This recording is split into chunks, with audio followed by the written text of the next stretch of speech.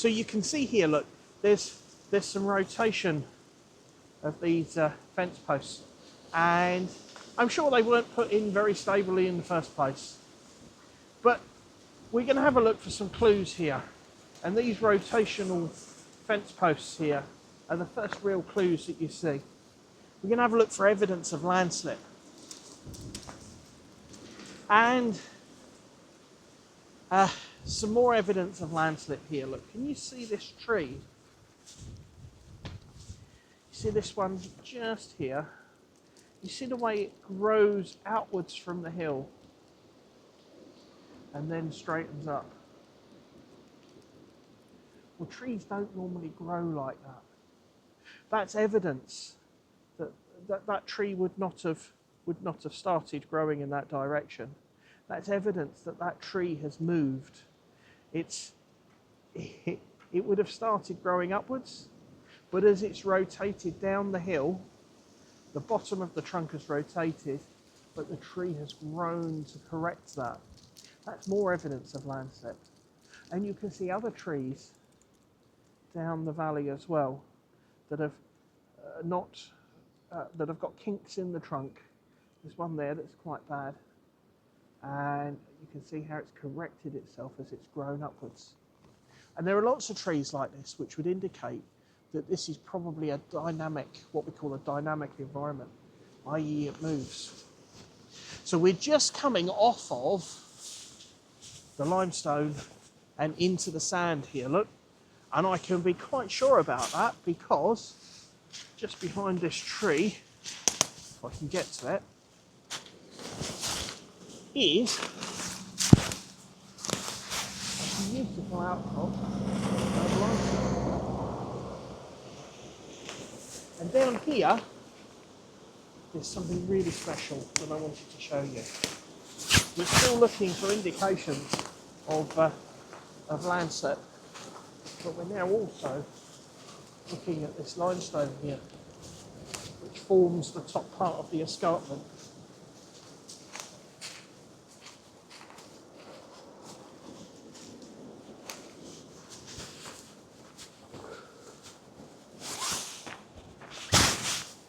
The damage to the road here is also quite interesting. You've got lots of these, what I would call edge patches here, quite close to the edge of the road.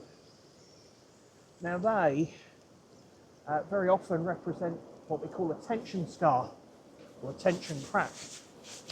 And if that part of the road is falling, at the back of the failure, you tend to get a scar. And it could well be that a lot of these cracks that you see in the road here, and a lot of the potholes that the chap was talking about just now, are in fact further evidence of landslip. Now you could say, Paul, what are you talking about? They're services.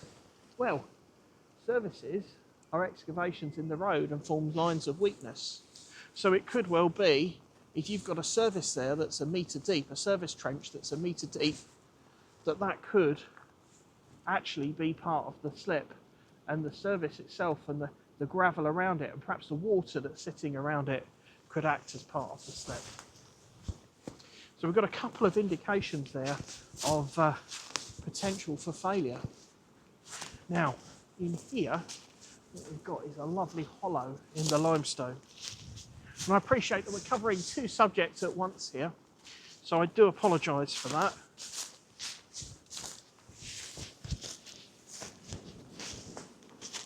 We're just going to have a look at the limestone here, because we've got further evidence of failure here. Look, can you see the giant crack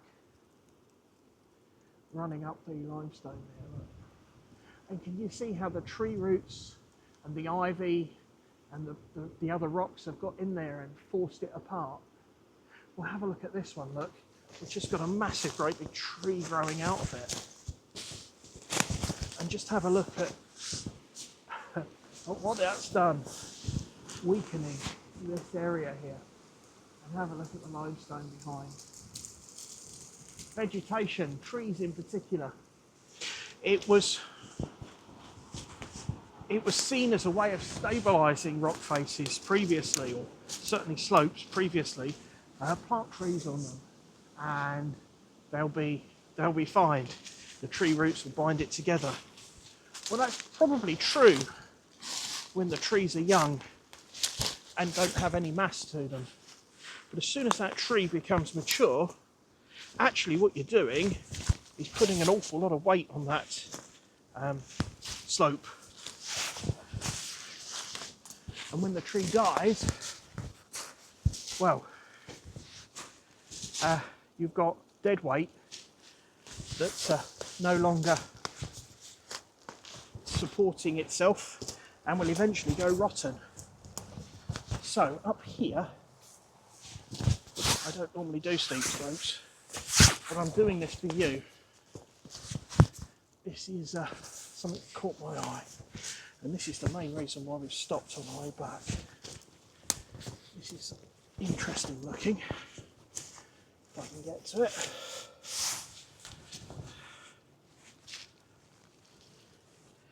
This is incredibly steep up here.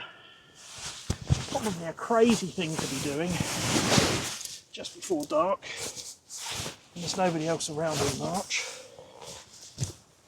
but I can assure you it's worth it.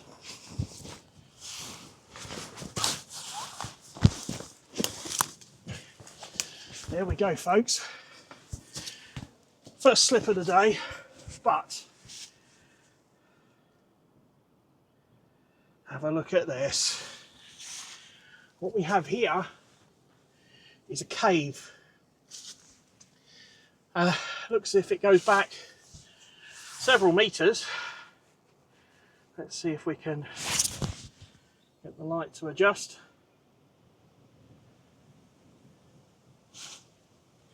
And it's formed along a fault in the rock, or a fracture in the rock,